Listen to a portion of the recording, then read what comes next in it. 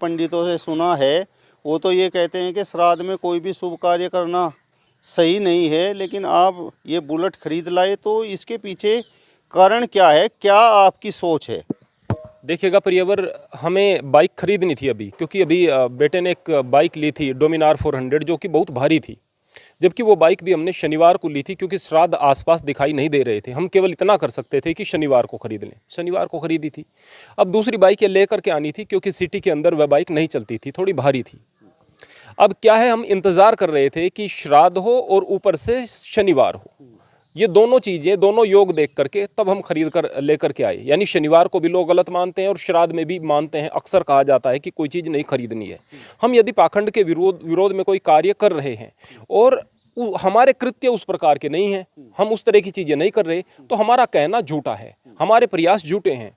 वास्तव में हमें लोगों के सामने उदाहरण रखना पड़ेगा, तब जाकर के चीज़ें ठीक होंगी। इसीलिए हम इसको न केवल श्राद्ध में, अपितु शनिवार का दिन और श्राद्ध हो, इस चीज़ को देखते हुए लेकर के आए थे। ठीक इसी प्रकार जब हम पाखंड से और अंधविश्वास से बचते हैं, तो उससे न केवल हमारी प्रोग्रेसिव सोच हो जाती है, बल्कि हम बाधाओं से भी बच जाते हैं। मस्तिष्क में यदि किसी भी प्रकार की विघ्न बाधाएं हमारे रहती हैं, तो उसी तरह की घटनाएं हमारे मस्तिष्क में होने लगती हैं। अर्थात आप भूत प्रेत साए इत्यादि इन चीज़ों से डरोगे, तो उस तरह की चीज़ें आपके जीवन में दिखाई देंगी। आप शुभ अशुभ इन सारी चीज़ों को सोचोगे, तो विपरीत घटनाएं आपकी ज़िंदगी में होना शुरू हो जाएंगी। और यदि आप इन्हें सिरे से नकार करके मन में परमात्मा का नाम लेकर के आगे बढ़ोगे, तो निश्चित रूप से आप हर प्रकार की बाधाओं से काफ़ी हद तक बच जाओगे। जीवन में हानि लाभ सुख दुख देखो सबके लगे रहते हैं, लेकिन फिर भी यदि हम मन में नकारात्मकता नहीं रखते, तो ज़्यादा बेहतर रहता है। स्वामी जी, मेरा सवाल आपसे ये है कि क्या कोई दिन शुभ या अशुभ होता है? जिस तरीके से हम सुनते रहते हैं कि आज मंगलवार है, आज बृहस्पतिवार है, आज शनिवार है। देखिएगा, अशुभ दिन होते हैं। अशुभ दिन वो होता है जिस दिन आपके घर में लड़ाई हो रही है, आपके लिए अशुभ दिन है। तो घर में लड़ाई होने से बचाओ भाई। जिस दिन आप कोई गलत काम कर रहे होते हैं, उस समय आपकी आत्मा मरी मरी सी महसूस होती है। आपको आत्मा मरती नहीं, लेकिन अंदर से आप डिमोलाइज महसूस करते हैं। श्रेष्ठ कार्य करके दान किया, एक बार जोर पड़ा, लेकिन फिर आपको लगेगा यार अच्छे आदमी की सहायता की, अंदर से आप मजबूत हो जाएंगे। तो जिस दिन कोई अशुभ कार्य कर देंगे, उस दिन आपका दिन अशुभ हो जाता है। जिस दिन घर में लड़ाई हो, कलह हो, उस दिन आपका दिन अशुभ हो जाता है। जिस दिन आपका परमात्मा में ध्यान न होकर कुकृत्यों में ध्यान होता है, उस दिन अशुभ हो जाता है। और जब आप परमात्मा को अपने मन में रखते हुए किसी कार्य को करने से पहले दिल से उसका नाम लेकर के चलते हैं, हर कार्य की हानि लाभ परमात्मा को समर्पित करके चलते हैं। मेरे मालिक तेरा नौकर हूँ, तेरा काम करने को जा रहा हूँ, सुख दे दुख दे, लाभ दे हानि दे, सफलता दे असफलता दे, तू देने वाला है। तो निश्चित रूप से वह दिन जो है वह आपका शुभ हो जाता है। जिस तरीके से कहा जाता है कि आप श्राद्ध में कोई भी शुभ कार्य न करिए, तो जो हमारे पूर्वज हैं, जो हमारे पितृ हैं, तो क्या वे चाहते हैं कि हमारे जो बच्चे हैं, हमारी जो औलादें हैं, वो कोई शुभ कार्य न कर सके? 7 पीढ़ी पहले के हमारे पूर्वज देवता कहलाते हैं। अब कोई अधोगति को गया हो, कोई निम्न गति को गया हो, कोई सदगति को गया हो, कोई दुर्गति को प्राप्त हुआ हो, कोई स्वर्गवासी हुआ हो, या कोई मुक्ति को प्राप्त हुआ हो, कोई देवता बन गया हो। अलग अलग स्थिति हो सकती है, लेकिन हम तो अच्छा ही सोच करके चलेंगे। जो भी देवता बन गया हो, या जो जहां पर जिस शक्ति के रूप में विद्यमान हो, हम वहीं पर उसको याद करें।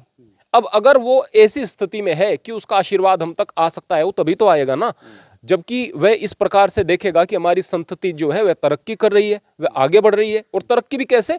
अच्छे कार्य पर चलते हुए, अच्छे कार्य को करते हुए। अगर हम यहाँ पर मंदिर में बैठे हुए हैं और यहाँ पर भूत प्रेत इत्यादि हम यहाँ पर करना शुरू कर देते, टोना टोटका शुरू कर देते, लोगों को ठगना शुरू कर देते ईश्वर के नाम पर, और फिर कोई चीज़ यहाँ पर खरीद कर लेकर आते, तो उससे हमारे बड़ों को, क्योंकि वो तो देवता बन चुके हैं, उनके वो तो एक शक्ति हो चुके हैं, तो उनको अच्छा थोड़ा ही लगता। और जब देखेंगे कि भाई हमारे बच्चे जो हैं वो मेहनत कर रहे हैं, मेहनत की कमाई से अच्छे कार्य भी कर रहे हैं, लोगों का मार्गदर्शन भी कर रहे हैं, तरक्की भी कर रहे हैं, तो उनको तो प्रसन्नता होगी ना।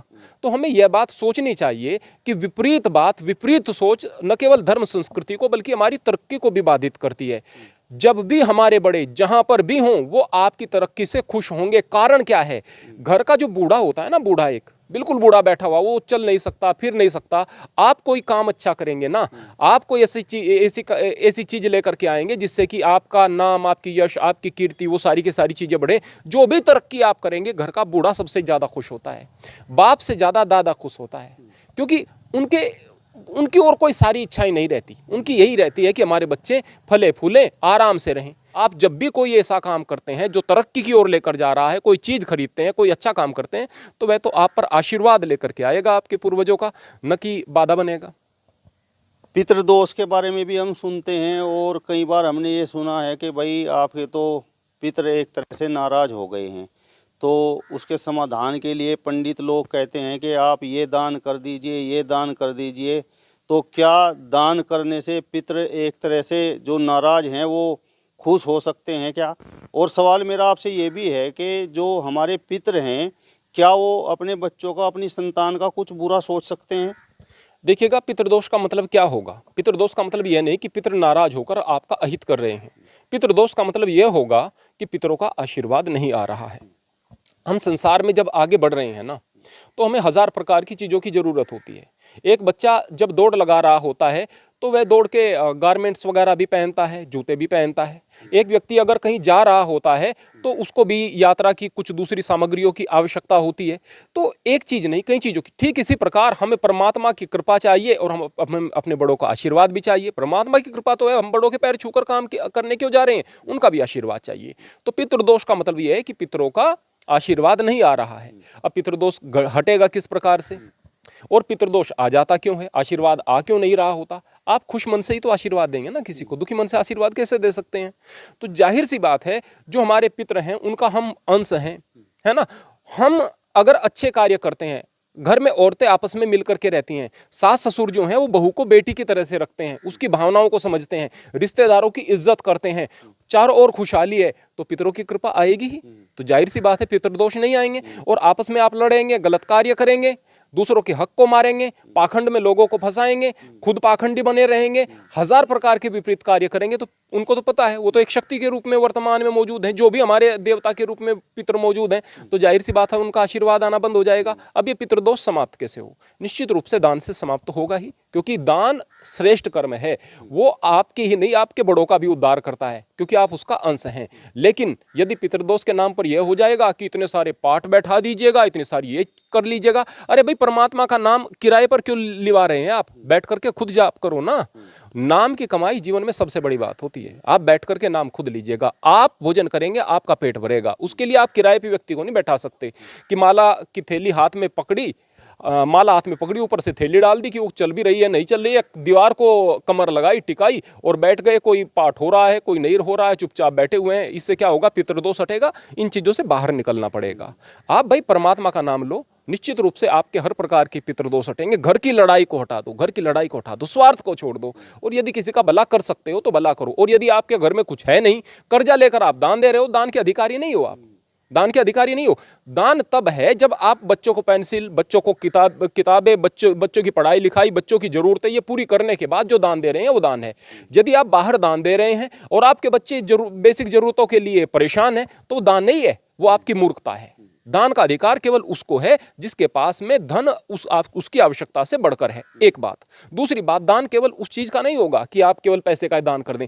एक गलत आदमी को सही रास्ते पर आप लेकर के आए, उसको बुरी आदतों से छुड़ा दिया, उसको पाखंड से छुड़ा दिया, तो यह भी दान है। और वो जो दान जो आपने पैसों का किया था, वो 20-30 साल, 40 साल, 50 साल उसके काम आ सकता था, 2 पल की जिंदगी में काम आ सकता था। और एक बुरे आदमी की बुराई आपने छुड़ा दी, वो मौत के बाद भी उसके काम आएगा, जन्म जन्मांतर तक उसके काम आएगा। वो बड़ा दान होता है। तो दान के कई प्रकार हैं और दान से निश्चित रूप से आपके पितृदोष हट जाते हैं। आपके अनुसार जिस तरीके से ये अंधविश्वास फैलाया गया है, तो इसके पीछे कौन है? क्या इसके पीछे मंदिरों में बैठे बैठे बड़े बड़े ये जो पंडित हैं, महात्मा लोग हैं, मतलब ये लोगों की भावनाओं से खेलते हैं और इस तरीके से ये पाखंड फैलाने का काम करते हैं? दुनिया में जितने भी धर्म हैं वो सारे के सारे इंसान को सुखी करने के लिए थे, लेकिन धर्म लड़ाई का कारण बने हैं। धर्म के कारण कत्लो गारत हुए हैं। धर्म के कारण एक दूसरे से हम नफरत करते हैं। मेरा पड़ोसी है, अच्छा है, बस दूसरे धर्म वाला है, नफरत हो गई है ना। धर्म के कारण नफरतें बढ़ी हैं, कत्लो गारत हुए हैं, मारकाट हुई है, अंधविश्वास बढ़े हैं। हर एक धर्म में कुछ न कुछ कुप्रथाएं हैं। एक धर्म में कुछ कुप्रथा, दूसरे में कुछ। हमें अपनी दिखाई नहीं देती, दूसरे की दिखाई दे जाती है। अब सवाल इस बात का है कि ये कुप्रथाएं चलाई किसने? हर वो व्यक्ति चलाता है जो स्वार्थ रखता है। यानी मंदिर में बैठा हुआ महंत हो, कोई पंडित हो, कोई पुजारी हो, जो उसको उसके स्वार्थ के लिए चीजें दिखाई देंगी, वो संसार में प्रचारित कर देगा। देखो भाई, यहाँ पर हमारे जो मंदिर हैं, इस मंदिर में मान लिया अब हनुमान जी हैं, हनुमान जी का बालाजी नाम रख दिया, तो बालाजी भले शास्त्रों में नहीं है, है ना, हनुमान जी है, बजरंगी है, मारुति है, बहुत सारे नाम हैं। कोई बात नहीं, बालाजी रख लिया, हमें स्वीकार है, कोई दिक्कत की बात नहीं। लेकिन वो नया नाम रखने की आवश्यकता किस लिए पड़ी? क्योंकि पुराने को तो मान ही रहे थे। अब एक नई चीज आपने क्रिएट कर दी है। अब नई चीज के साथ में नई रिचुअल्स जुड़ जाएंगे, उससे पुजारी का लाभ हो जाएगा। फिर नए नए स्थानों पर कई कई जगह अच्छी भी चीजें होती हैं, फिर वहां पर भूत प्रेत और सर पटकना, चौकी लगना, ये सारी की सारी चीजें होती हैं। जनता को बेवकूफ बनाया जाता है। ये वो आदमी है जिनको पता है कि ऐसी कोई चीज नहीं है, लेकिन फिर भी इन चीजों को कर रहे हैं, तो ये आदमी नर्कगामी है और सामने लोगों को गड्ढे में डाल रहे हैं।